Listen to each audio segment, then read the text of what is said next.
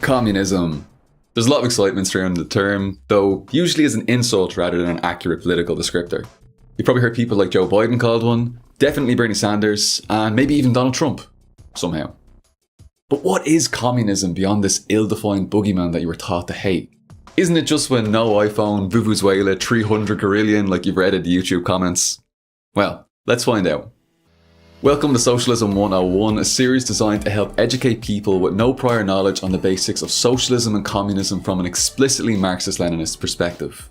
Now, there's a lot of misinformation being spread about communism by those on both the political right and the political left. So, this series seeks to demystify and clarify what it is exactly that we Marxist-Leninists and Marxist-Leninist Maoists believe in short, easily digestible videos. After this 101 series is finished, there's going to be an intermediate Socialism 201 and then an advanced Socialism 301. Now, if this sounds interesting to you, then go ahead and hit subscribe and turn on the notification bell below. On that note, how are you doing? My name's Paul and I am an Irish communist. But what exactly do I mean when I call myself a communist? Friedrich Engels, the magnificently bearded co-author of the Communist Manifesto, wrote that communism is the doctrine of the prerequisites for the emancipation for the proletariat. A theoretical toolbox that clearly maps out how to achieve complete liberation for all working people. And this isn't just by securing free healthcare or increasing the minimum wage. In 1845, Karl Marx wrote that we call communism the real movement which abolishes the present state of things. The aim is a fundamental transformation of society, which once and for all ends the exploitation of man by man. And we call the people involved in this project communists. But what's our end goal? To take away everyone's toothbrushes? No, you keep your personal property, please. The goal of communism as a movement, simply put, is to create a stateless, classless, moneyless society. That is to say, a communist society. Now, how we get there is a matter of debate among the various different sections of the political left. Some, such as anarchists, believe we can have a revolution and establish this kind of society immediately thereafter. Others, including Marxists like myself, believe that we'll need a transitional stage between capitalism and communism, a stage called socialism. But hang on a minute, what about communist states? Don't these communist states like the USSR and China contradict everything that's been said so far? Well, communist state is a term pretty much used exclusively by those in the Western world. These countries never called themselves communist states. They called themselves socialists. It's in the name, Union of Soviet Socialist Republics.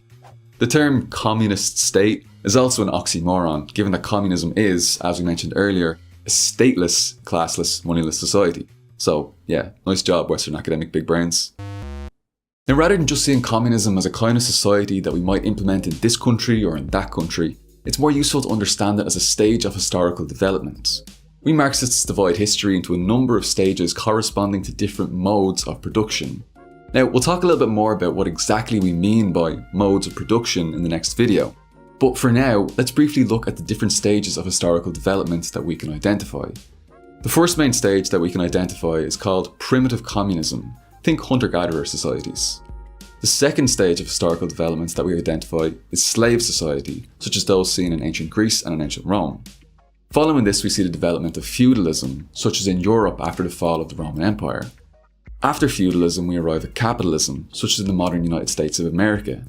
Beyond capitalism, we arrive at socialism, such as what we saw in the USSR and in China. Finally, after a full epoch of socialism, we will arrive at communism. But what does communism actually look like? What will life be like for the average person in the age of communism? In communist society, where nobody has one exclusive sphere of activity, but each can become accomplished in any branch he wishes, society regulates the general production, and thus makes it possible for me to do one thing today and another tomorrow. To hunt in the morning, fish in the afternoon, rear cattle in the evening, criticise after dinner. Just as I have a mind without ever becoming hunter, fisherman, herdsman, or critic. It'll be a society of abundance with equitable distribution for all. People will work as they're able and receive everything that they require, from each according to his ability to each according to his needs. Sound utopian? Too good to be true? Well, utopianism is assuming that the planet can sustain capitalism, a system which requires infinite growth on a planet of finite resources. Communists are simply realists who understand that the choice before us is not just between socialism or barbarism, but between socialism or extinction. Now, what exactly does socialism entail as the transitional stage to communism? Well, if you'd like to know the answer to that question and more, then stick around. We're going to be fleshing this out over the coming weeks and months ahead. Today we've looked at what communism means as a movement, an ideology, and as a stage in historical development. For more, check the sources and resources in the description box below. Hopefully this video has helped to clarify the term for you a little bit beyond the usual communism is when big government and no food. Thank you for watching this video. If you're able to support this work, then please consider donating €1 or $1 per month over on Patreon, or a once-off donation over on Ko-fi. Links in the description box below. Thank you to Rare Hero, Cormac O'Brien, Dan Hunter, Red Corridor Roya, Comrade Romano, Jason, Michaela Schmid, Mamarius Hex, Ryan Hodgson, Donlo Kislev, Gabriel Bailey, Huge Ass, The Ryan Way Condition, Jess, Ian McShay, Libertarian Stalinists, Dan Hunter, Soup, Pontus, Colin Welch, Hagen Michaels, Evan Crossland, Borkulu Gorilla, Roja, and Daniel Hamilton. I wouldn't be able to make these videos without you and your ongoing support. Cheers everyone, agus slán go fóill.